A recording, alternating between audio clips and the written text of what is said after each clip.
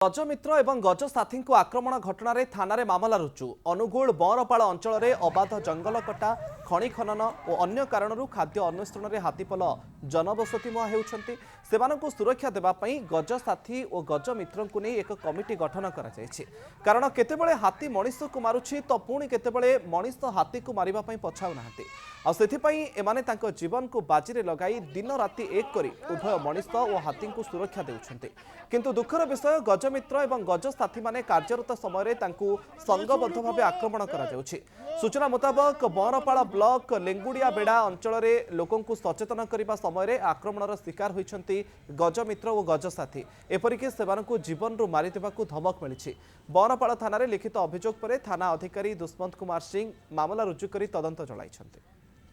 खबर पाइली जे पिला व्यवहार खराब कर बाड़ाबुड़ी कर सागे सागे पलि आसिली पिला हाथी ड्यूटी थे से पिला आगुरी भी बेले बेले जाइए हाथी को विरक्त कराए आज भी कौन विरक्त कर आम स्टाफ मना कर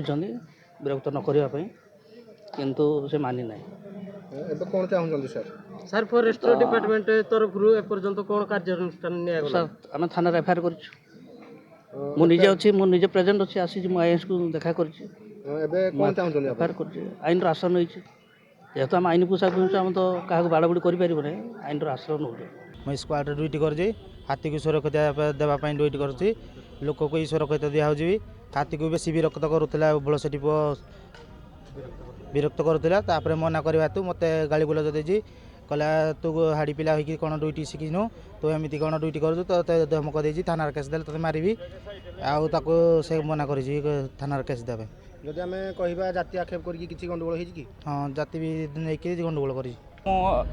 ड्यूटी कला समय हाथी को सुरक्षा देवाई आसीचु किंतु भूल से पुओ से मना करे सत्ते से